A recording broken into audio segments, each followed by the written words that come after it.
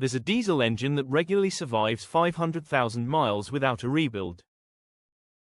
It's simple enough that a farmer in rural Africa can repair it with hand tools.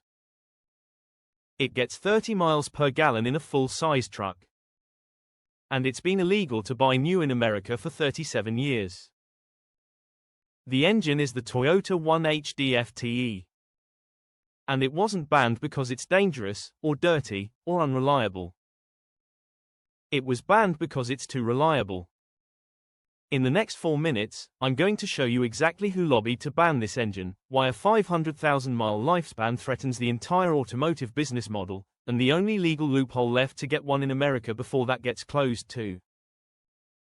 The Toyota 1HDFTE is a 4.2-liter inline-six turbo diesel. It was used in the Land Cruiser 70 series sold everywhere on Earth except the United States. Cast iron block. Indirect injection. Mechanical fuel pump. No emissions sensors. No particulate filters. No DEF fluid. In Australia, these engines routinely hit 800,000 kilometers. That's 500,000 miles. On nothing but oil changes and fuel filters. In Africa, they're the backbone of the Red Cross and UN fleets because they run on contaminated diesel and keep going. When something breaks, you don't need a $5,000 diagnostic computer.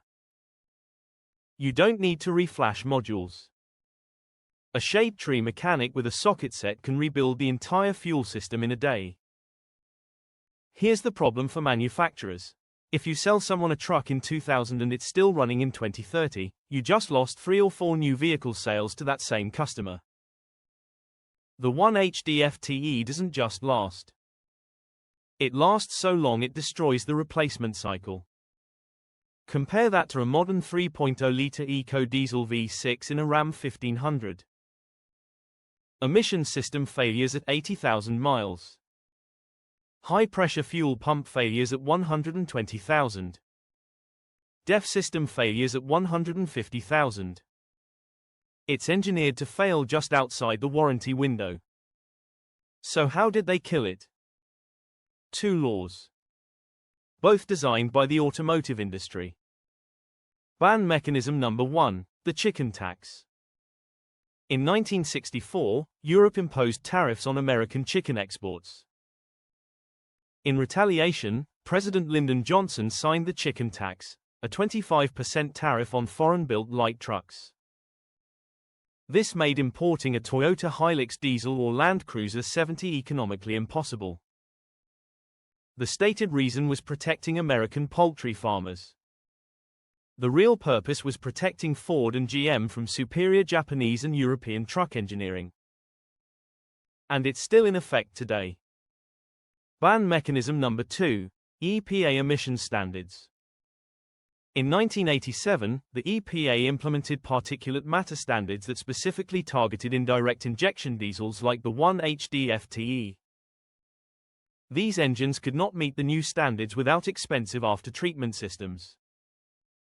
But here's the trap: the emissions equipment required to make these engines legal, particulate filters, NOx sensors, DEF injection, adds $8,000 in cost and complexity. And that equipment routinely fails at 100,000 miles, destroying the engine's core advantage, longevity. EPA documents from the 1980s show extensive input from the Auto Alliance, a lobbying group representing Ford, GM, and Chrysler. They didn't just support stricter emissions standards. They helped write them. Because they knew European and Japanese diesels couldn't comply without becoming as unreliable as American engines. The chicken tax blocked the trucks. The EPA standards blocked the engines. And the American consumer lost access to the most reliable powertrain ever mass-produced. Here's why this matters. The automotive industry is built on planned obsolescence. The average vehicle lifespan in America is 12 years.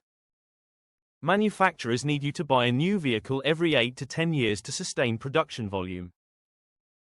If the 1HDFTE had been legal in America since 2000, a buyer could purchase one Land Cruiser 70 and drive it for 30 years.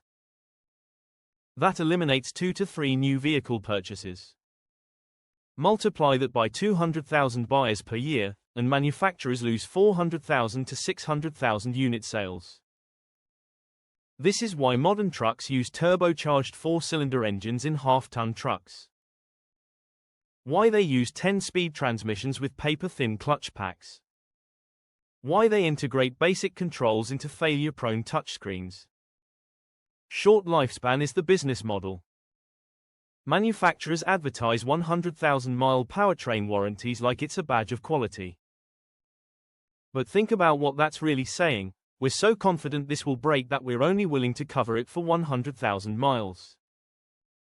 The 1HDFTE doesn't need a warranty because it doesn't break. Dealerships make more money in their service bays than on vehicle sales. A $6,000 transmission replacement. A $4,500 DEF system overhaul. A $3,200 turbocharger replacement. The 1HDFTE eliminates all of that recurring revenue. An engine that lasts 500,000 miles doesn't just hurt new vehicle sales. It destroys the entire parts and service profit model. That's why it had to be banned. There's one legal way to get a 1HDFTE-powered Land Cruiser 70 in America, the 25-year import exemption. Any vehicle older than 25 years is exempt from EPA emission standards and dock crash regulations. That means in 2024, you can legally import a 1999 Land Cruiser 70 with the 1HDFTE. Importers in Japan are selling clean examples for $18,000 to $28,000.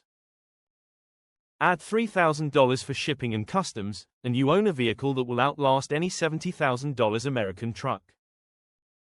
If importing is too complex, look for pre-2007 domestic diesels before the DEF mandate. The 2006 Dodge Cummins 5.9-liter. The 2006 Ford 6.0-liter Powerstroke after bulletproofing. The 2004 Duramax LB7. These are the last simple diesels sold in America. But the window is closing. There's active lobbying right now to extend the 25-year rule to 30 or 35 years, specifically to keep Japanese diesels out longer. And states like California are attempting to ban pre-2010 diesels entirely through smog laws. The world's most reliable engine was banned to protect corporate profits. The loophole exists today. But you have to move before they close that too.